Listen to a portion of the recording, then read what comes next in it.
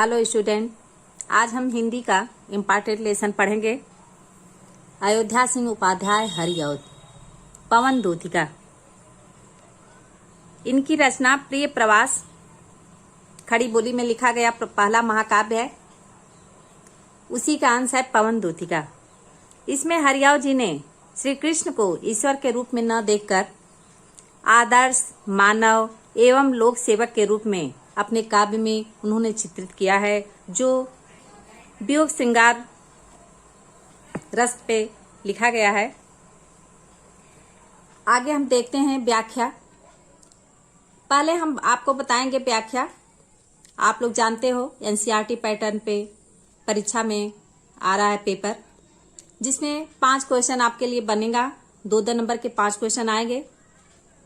जो व्याख्या हम समझाएंगे उसी में उसका आंसर रहेगा।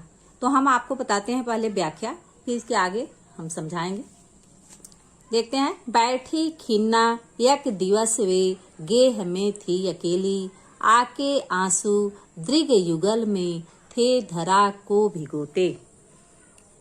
इस पद्य में राधा द्वारा प्रातः कालीन पवन जो है उसको फटकार लगाती हैं। कवि इसमें कहते हैं कि बैठी खिन्ना यक दिवस। खिन्ना एक दिन राधा खिन्ना है, दुखी है, उदास है। गेह में थी अकेले, वह खिन्न मन के साथ घर में अकेली बैठी हुई हैं। आके आंसू दृग युगल में, और उनकी दोनों आंखों से दृग युगल, उनकी दोनों आंखों से आंसू बहकर धरा को भिगोते, जमीन पर गिर रहे थे। एक दिन, कवि कहते हैं कि एक दिन जब राधा उदास और खिन्न मन के साथ घर में अकेली बैठी हुई थी, तब उनकी दोनों आंखों से आंसू जमीन पर गिर रहे थे। आई धीरे इस सदन में, पुष्प सत गंध को ले, प्रातः वाली सुपवन इसी काल वातायनों से। धीरे से इस महल में प्रवेश करती है सुगंधित पवन, प्रातः कालीन सुंदर सुगंधित पवन, वातायनों से, खिड़कियों के माध्यम से। देखते हैं। तभी प्रातः कालीन सुगंधित पवन वातायनों से, रोशनदानों से होकर घर के अंदर प्रवेश करती है। संतापों को विपुल बढ़ता देख के दुखिता हो, धीरे बोली स दुख उससे श्रीमती राधिकायो। इससे राधा का दुख क्या होता है और बढ़ जाता है। जब अंदर सुगंधित वायु प्रवेश करती है, लेकिन किंतु जो राधा जी हैं उनका दुख और बढ़ जाता है। वह दुखी होकर क्या करती हैं? पवन को विपुल बढ़ता देख के दुखिता हो, धीरे बोली। राधा जी जो है पवन को फटकार लगाते हुए कहती हैं, श्रीमती राधिका। इस प्रकार श्रीमती राधिका जो पवन को फटकार लगाते हुए कहती हैं, प्यारी प्रातः पवन इतना क्यों मुझे है सताती, क्या तू भी है कलुषित हुई काल की क्रूरता से। राधा जी कहती हैं कि हे प्रातः कालीन पवन, तुम मुझे क्यों सता रही हो। प्यारी प्रातः पवन इतना क्यों मुझे है सताती। हे प्रातः कालीन सुगंधित पवन, तुम मुझे क्यों सता रही हो। क्या तू भी समय की कठोरता से दूषित हो गई हो। क्या तुझ पर समय की क्रूरता का प्रभाव पड़ गया है। कहने का तात्पर्य है कि दुखी राधा को सुगंधित पवन का जो झोंका है और भी दुखी कर रहा है। इससे वह पवन को क्रूर मान रही हैं, पवन की क्रूरता मान रही हैं, और जो है पवन से पूछ रही हैं कि आखिर वह क्यों क्रूर हो गई है। अब हम देखते हैं कि एनसीईआरटी पैटर्न पर जो पेपर आपको आएगा उसमें 5 क्वेश्चन आएंगे। तो इस तरह से हम बताते हैं आपको कि उसमें लिखा रहेगा, उपयुक्त पद्यांश को पढ़कर निम्नलिखित प्रश्नों के उत्तर दीजिए। रुकिए। तो 5 क्वेश्चन आएंगे।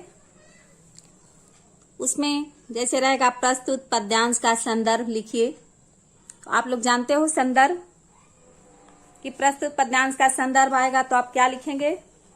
संदर्भ लिखेंगे।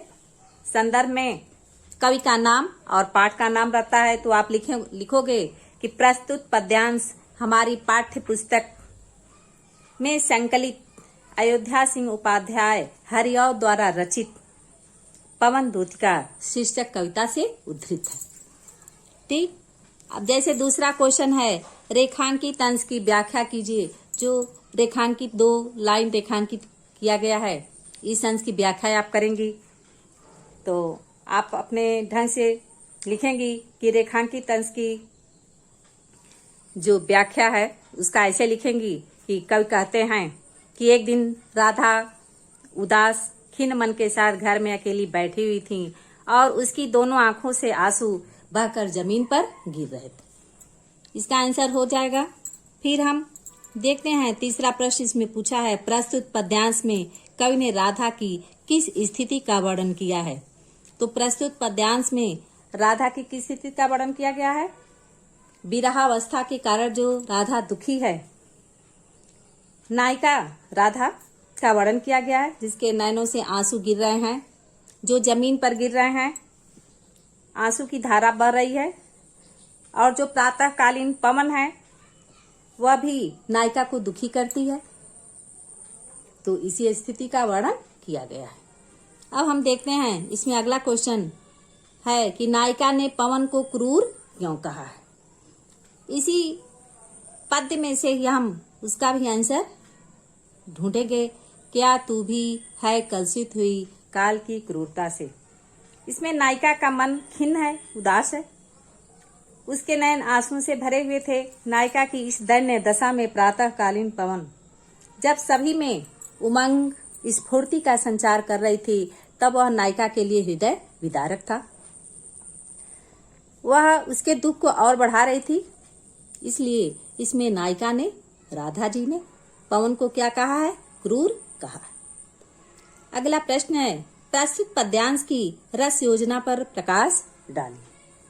तो प्रस्तुत पद्यांश में कौन सा रस है? वियोग श्रृंगार रस है। हम आपको बताए हैं कि कृष्ण के दुख में राधा जी दुखी हैं, इसलिए इसमें वियोग श्रृंगार रस है। तो लिखेंगे कि प्रस्तुत पद्यांश में वियोग श्रृंगार रस है। इस पद्यांश में कवि ने नायिका की विरहावस्था का वर्णन किया है।